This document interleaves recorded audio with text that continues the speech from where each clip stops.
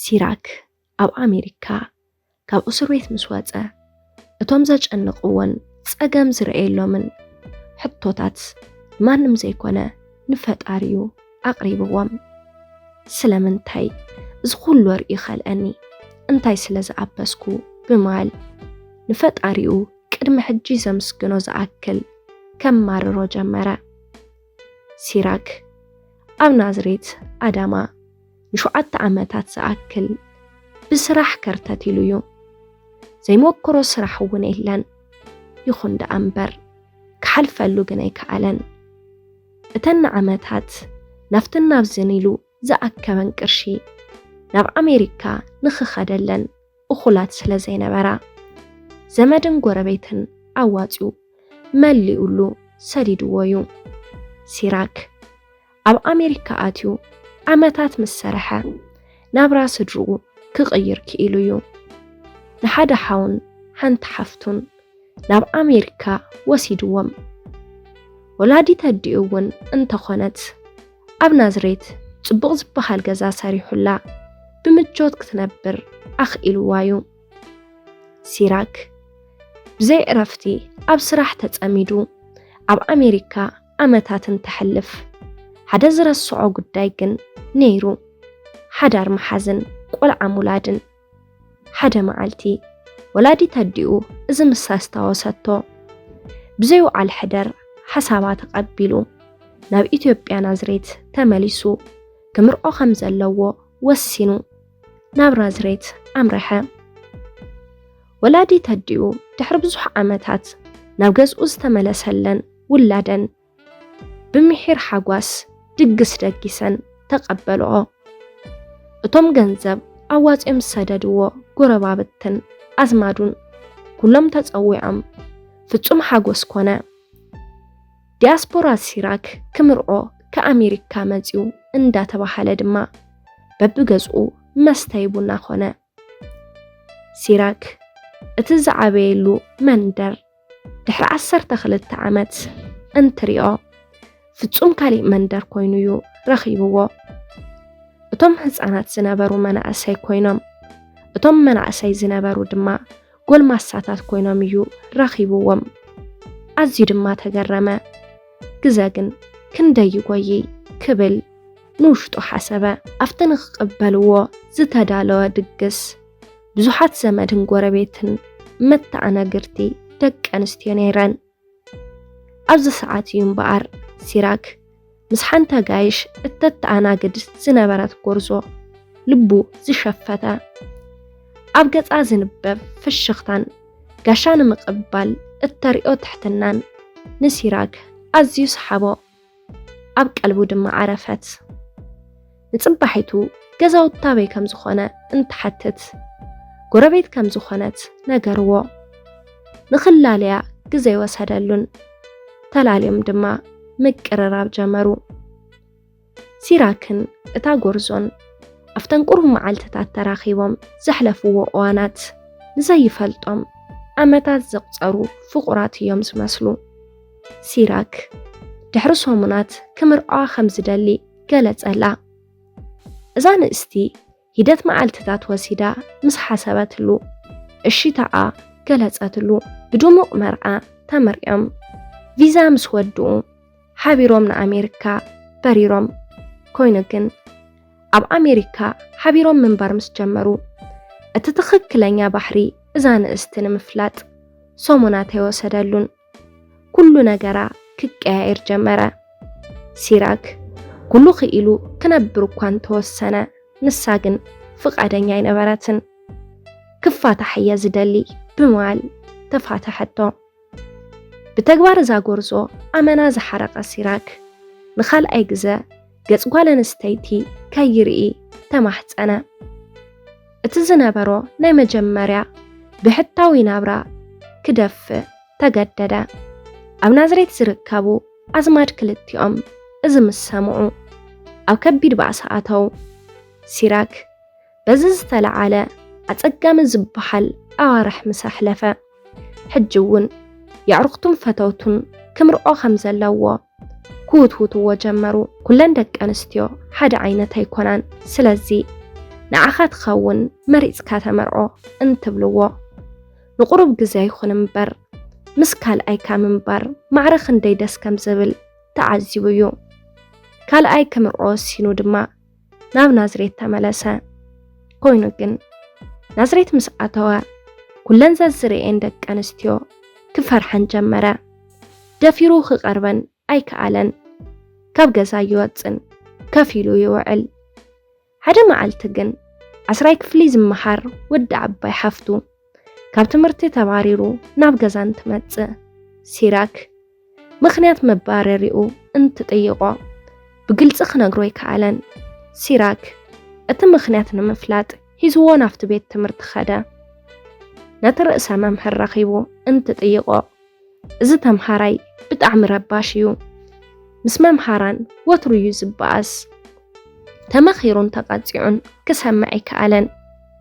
ናይ ሎሚ መባረሪኡ ምኽንያት ግን ንሓንቲ መምህር ጽያፍ ጸርፊ ስለ ዝተጻረፈ ይበሎ። ሲራክ እዚ ኩሉ ምስ ሰምዐ ካብ ልቡ ብምሕሳን ብኣይውሓስ ንመወዳእታ ግዘ መሓርዎ ምሕረት ግበርሉ በጃኹም ክብል ተማሕፀኖም። እቲ ርእሰ መምህር ድማ እታ ዝጸረፋ መምህር ይቕረ እንተይላትሉ ጸገም የለን በሎ። እታ መምህር ተጸዊዓ ናብ ኦፊስ ምስ መጸት ነቲ ተምሃራይ ምስ ረአየቶ ገጻ ክቀያየር ጀመረ። እቲ ተምሃራይ እውን ብትእዛዝ ሲራክ መሰረት ኣብ እግራ ወዲቑ ይቕሬታ ሓተታ። መምህር ሏም ብዝተሰላቸወ መንፈስ እሺ ጸገም የብሉን ተስኢላቶ ክላስ ስለ ዝነበራ ናብ ስርሓ ተመለሰት። ሲራክ እዚ እንትኸውን ንቕጽበት እውን ዓይኑ ካብ ሏም ኣይነቐለን። ቁም ነገራን ንስራሕ ዘለዋ ፍቕርን ኣዝዩ ሰሓቦ። ብድሕሪኡ እውን ስርሐ ኢሉ ኣብ በሪ እቲ ቤት ትምህርቲ መፂኡ ክላለያ ወሰነ። ግና ከም ዝሓሰቦ ቀሊል ኣይነበረን። መምህር ሏም ማለት ኣብቲ ትምህርቲ ቤት ናይ ታሽዓይን 10ይን ፊዚክስ መምህር እያ። ካብ እትምራቕ 5 ዓመታት ዝኣክል ዘቁፀረት መምህር ሏም ስራሕ ካብ ትጅምር 4 ዓመት እያ ገይራ። ኣብቲ ትምህርቲ ቤት ድማ ሞዴል እያ። ኣዝያ ነፍዕትን መኽበሪት ስርሓን እያ። ኣብ መወዳእታ ግን ሌሎኦም ተሳኺዑ ምቅርራብ ጀመሩ።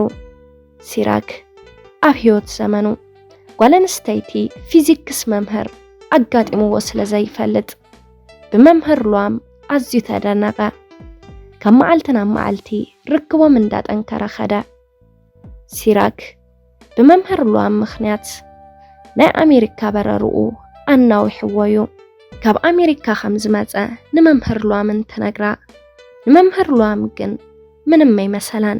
ሰሚዓ ከም ዘይሰምዐት ጸጥ በለት። ንሲራክ ድማ ተወሳኺ ግርምቲ ፈጠረሉ። ድሕሪ ሂደት እዋናት ብዝግለጹ መንገዲ ፍቕሪ እንትገልጸላ መምህር ሏም እውን ፍቕሩ ንኽትቀበሎ ግዜ ወሰደላን።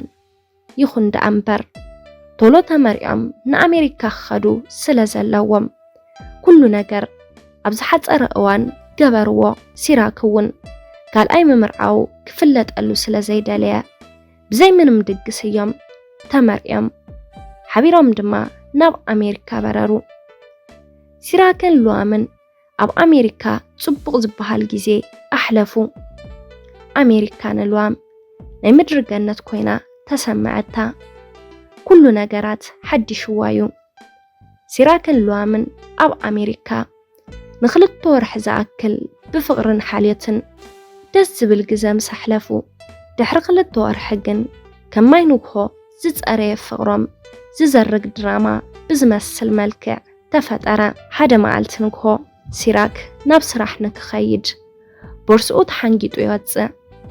ዝተወሰኑ ርሕቀት ምስ ተጓዓዘ ግን ኣብ መንገዲ ናይ ቢሮ ቅልፊ ከም ዝረስዐ ትዝ ኢልዎ ናብ ገዛ ይምለስ። ናብ ገዛ ተመሊሱ ኣብ ዝኣተወሉ እዋን ሏም ኣብ ማሕፀቢ ክፍሊ ኮይና ስልኪ ክትዕልል ይረኽባ። እቲ ተዕልሎ ዝነበረት ወግዒ ቀልቡ ስለ ዝሰሓቦ ሲራክ ኣብ በሪ ደው ኢሉ ክሰምዓ ወሰነ። ሏም ዕላላ ቀጸለት ከምዚ ትብል በጃኽ ራሄለይ أدفافرني أنا منم بنتأنت كنبر أي كعلكن تبل سيراك إزم السماع بدحرية تزاربو نمسمع حتى قد إلى دمالوام أنت راهيل تفلت أندخي أنا خمهار دليت كمزلني إذنك خاون دما نايقدن بينيك خاون ألاني مخنياتو نتأنت يرلينيو بتوساخ دما أبزح الساعات حدا راي محاز حلمي باللين قنا كمي جيرك في الليو خمز خيل نقر النبالاتا سيراك إزم السماء مبرق خمز ودقو قوندي أبزلوو دريقو ترفا بمحير دنقات أدما اتتحنجيت اووزنا برا بورسا بدو دربيو لوام بوشت أخوينا دمس سلاس سمعت اتمعتو انت تكفتو مسيراك عيننا عيني تلاتمت كل استزاربتو كمز سمعة أي تتراتراتن بفرحة خبزنا براتو ندحريتن تتملس عمونكو اتولل نايت جزا انشراتي توا ندحريتن تتودق برأس هادما نايت محت أبدرجة سلز حرما أرساس حاتت نقلاتو دما أمبولانس تتقويعة نا هوسبيتال توسدت سيراكون بقبن تترتيرو نابيت مأسرتي توسدا لوام اتمحت أبدرجة رأسا سلز حرما دمنا وشت رأسا سلز فساسا هيوتا أبسق أي درجة يركب بزم مخنات دما قداماي تترتاري سيراك سلاز خوانا أو أسر بيت أيوز ركب